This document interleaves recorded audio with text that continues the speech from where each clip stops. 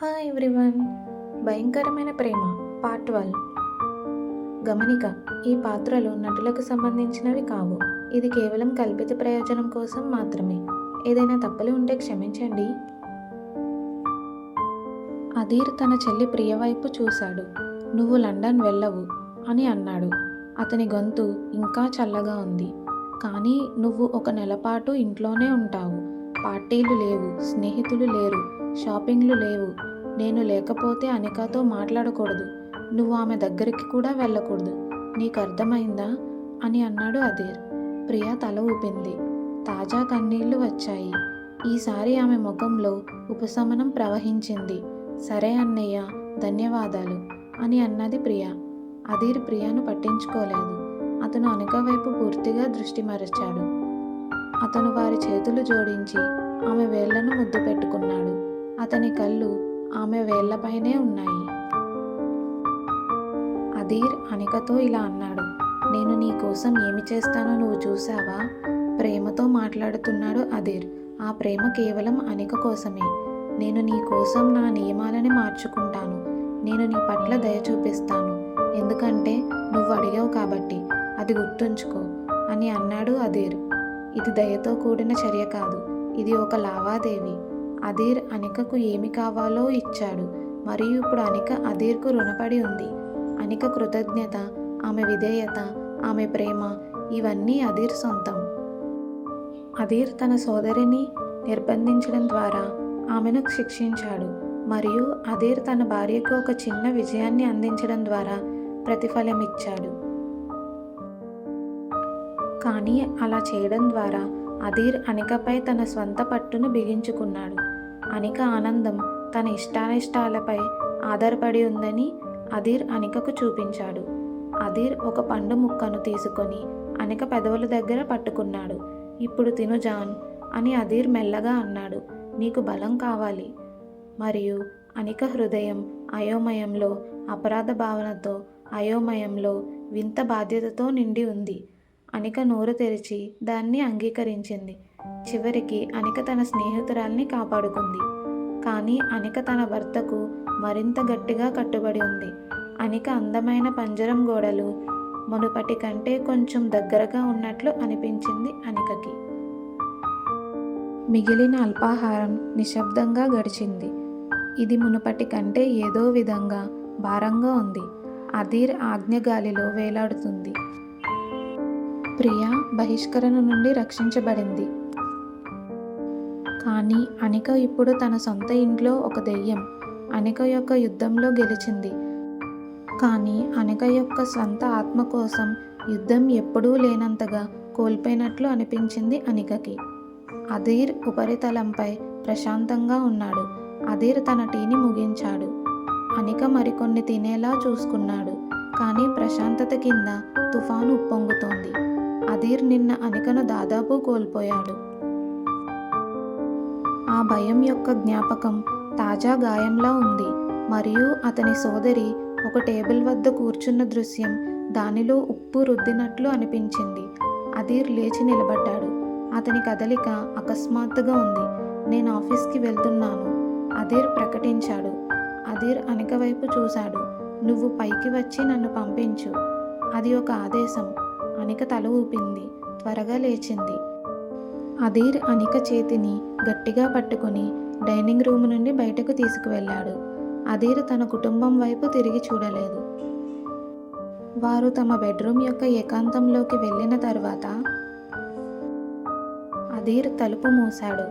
అధీర్ అనిక చేతిని వదల్లేదు. అధీర్ అక్కడే నిలబడి దాన్ని పట్టుకొని వారి జత చేసిన వేళ్ళని చూస్తూ ఉన్నాడు. అతని శ్వాస కొంచెం వేగంగా ఉంది. అధీర్, అనిక మెల్లగా అనింది. బాగున్నావా నువ్వు? అధీర్ సమాధానం చెప్పలేదు. అధీర్ జ్ఞాపకాలలోకి జారుకుంటున్నాడు. ఫోన్ మోగుతోంది. సమాధానం రాలేదు. చలి, భయం, ఆవేశపూరిత పిలుపులు, అపరిచితుల గుంపులో తప్పిపోయిన అనిక చిత్రం. అతని మనస్సు వేగంగా పరిగెత్తడం ప్రారంభించింది. భయంకరమైన దృశ్యాలను ఆడుకుంది. అధీర్ అనికను కనుగొలేకపోతే, కారు అనికను ఢీకొట్టి ఉంటే, ఒక పురుషులు అనికను తాకినట్లయితే, అనిక స్వేచ్ఛను ఇష్టపడుతుందని మరియు తిరిగి రాలేదని అనిక నిశ్చయించుకుంటే ప్రతి ఆలోచన అధీర్ కడుపులో మెలికలు తిరుగుతున్న కత్తిలా అనిపించింది. అనిక పట్ల అధీర్ ప్రేమ చాలా విశాలమైనది. అంతటినీ తినేసేది. అనికను కోల్పోయే భయం కూడా అంతే పెద్దది. అది అధీర్ లోపల నివసించిన రాక్షసి. అది నిన్న విడిపోయింది. అనిక చేతిపై అధీర్ పట్టు దాదాపు బాధాకరమైనంత వరకు బిగిసిపోయింది. అనిక వణుకుతోంది, కానీ దూరంగా లాగుకోలేదు తన చేయిని. నువ్వు వెళ్ళిపోయావు. అధీర్ గొంతు బాధగా ఉంది. అధీర్ ఇంకా అనిక వైపు చూడడం లేదు. అధీర్ మాత్రమే చూడగలిగేదాన్ని చూస్తున్నాడు. నేను నిన్ను పిలిచాను, కానీ నువ్వు అక్కడ లేవు. ఇల్లు ఖాళీగా ఉంది. నా ప్రపంచం ఖాళీగా ఉంది అని అధీర్ ఎవరితోనో మాట్లాడుతున్నట్లు భయపడుతున్నాడు. అధీర్, నేను ఇక్కడ ఉన్నాను, అనిక చెప్పింది. అనిక భయం తిరిగి వచ్చింది. అధీర్ కోపంగా ఉండడం అనిక చూసింది. అనిక అతన్ని చల్లగా చూసింది. కానీ ఇది భిన్నంగా ఉంది. ఇది అధీర్లో ఏదో విరిగిపోతున్నట్లు అనిపించింది. నేను ఇక్కడే ఉన్నాను, నన్ను చూడు అని అనింది అనిక. అధీర్ చివరికి అనిక వైపు చూశాడు. కానీ అధీర్ కళ్ళు క్రూరంగా దృష్టి మార్చలేదు. నువ్వు అలా ఎందుకు చేశావు? నన్ను ఎందుకు వదిలి వెళ్ళావు? నేను సరిపోలేదా? నేను నీకు అన్నీ ఇవ్వలేదా? నీకు ఇంకా ఏం కావాలి? చెప్పు, నేను నీకు ఇస్తాను. నీకు చంద్రుడు కావాలా? నేను ఒక రాకెట్ కొని నీ కోసం తీసుకువస్తాను. నన్ను వదిలి వెళ్ళకు, ఎప్పటికీ వదిలి వెళ్ళకు. అధీర్ గొంతు పైకి లేచింది. మరింత ఆవేశంగా మారింది. అధీర్ వణుకుతున్నాడు. అధీర్ ఎంతో విలువైనదిగా భావించడం విరిగిపోయింది. ఇది అధీర్ వ్యామోహం యొక్క పిచ్చి. చూడటానికి చాలా భయంకరంగా ఉంది. నేను నిన్ను విడిచిపెట్టడం లేదు. అనిక ఏడుస్తూ ఆమె ముఖం మీద కన్నీళ్లు కారుతున్నాయి.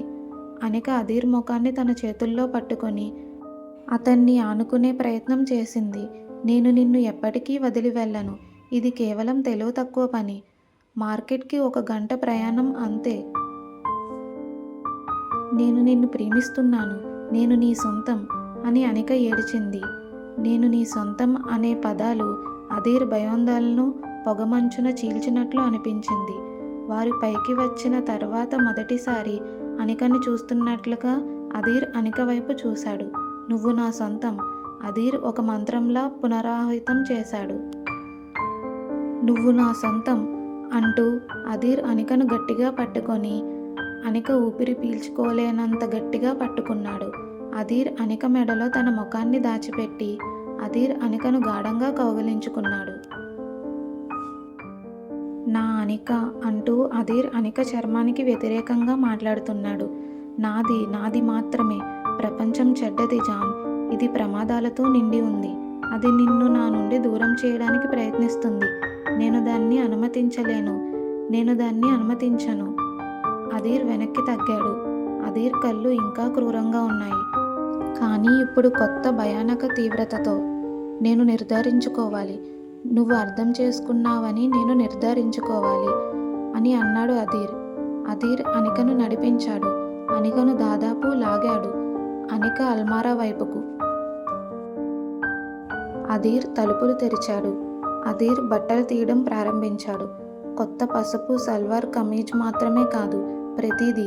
అనిక పెళ్లికి ముందు కలిగి ఉన్న ప్రతి చీర, ప్రతి సూట్, ప్రతి జీన్స్ జత మరియు అనిక నిన్న కొన్నది అన్నీ బయటకు తీశాడు. నువ్వు ఏం చేస్తున్నావు? అనిక అడిగింది. అనిక గొంతు వణుకుతోంది. అధీర్ సమాధానం చెప్పలేదు. అధీర్ తన చేతుల్లోకి బట్టలు అన్నీ పట్టుకొని బాల్కనీలోకి నడిచాడు. అనిక అధీర్ని అనుసరించి అధీర్ వెనక వెళ్ళింది. అనిక గుండె గొంతులో ఉంది. అధీర్ మొత్తం కుప్పను బాల్కనీ నేలపైకి విసిరాడు. అధీర్ తన జేబులో నుండి లైటర్ని తీశాడు. అధీర్ వెనకాడలేదు. అన్నిటికీ నిప్పంటించాడు. తన మొత్తం వార్డ్రోబ్, అనిక ఎంపికలు, అనిక జ్ఞాపకాలు, అధీర్ ముందు జీవితంలో అనుకున్న సంబంధం మంటల్లో కాలిపోతుంటే అనిక భయంతో చూసింది. అధీర్ పిచ్చి నిరాశాజకమైన కళ్ళతో మంట ప్రతిబింబించింది. వీటిలో మరెవరూ నిన్ను చూడలేరు అని అధీర్ అన్నాడు. అధీర్ స్వరం ఇప్పుడు భయంకరంగా ప్రశాంతంగా ఉంది. ఏ దుకాణదారుడు వీటిని ముట్టుకోడు.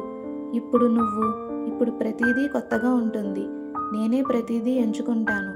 నేనే ప్రతిదీ కొంటాను. అది నిన్ను తాకే ముందు నేను మాత్రమే వాటిని ముట్టుకుంటాను అని అధీర్ భయంకరంగా అన్నాడు. బట్టలు బూడిద అయ్యే వరకు కాలిపోతున్నట్లు అధీర్ చూశాడు. తరువాత అధీర్ అనిక వైపు తిరిగాడు. పిచ్చి ఇంకా ఉంది, కానీ అది దృష్టిని కనుగొంది. దానికి ఒక పరిష్కారం దొరికింది. అధీర్ మళ్ళీ అనిక చేతిని తీసుకున్నాడు. అధీర్ స్పర్శ ఇప్పుడు వింతగా సున్నితంగా ఉంది. చూసావా అని అనికను లోపలికి తీసుకువెళ్ళాడు. ఇప్పుడు అది పరిపూర్ణంగా ఉంది. ఇప్పుడు గతం లేదు, మనం మాత్రమే, మన భవిష్యత్తు మాత్రమే అని అధీర్ అన్నాడు. అధీర్ పిచ్చివాడు. అధీర్ ప్రేమ ఒక అందమైన భయంకరమైన పిచ్చి. మరియు అనిక అక్కడ నిలబడి తన పాత జీవితం నుండి పొగ ముంబై ఆకాశంలోకి ప్రవహిస్తున్నట్లు చూస్తుండగా అనిక తన జైలు యొక్క నిజమైన లోతును గ్రహించింది. అనిక కేవలం ఒక ఇంట్లో బంధించబడలేదు. అనిక అందమైన విరిగిన ఆ ప్రదేశంలో బంధించబడింది. ప్రాణం కంటే ఎక్కువగా అనికను ప్రేమించిన వ్యక్తి మనస్సు ఉంది, కానీ దానికి తాళం చెవి లేదు.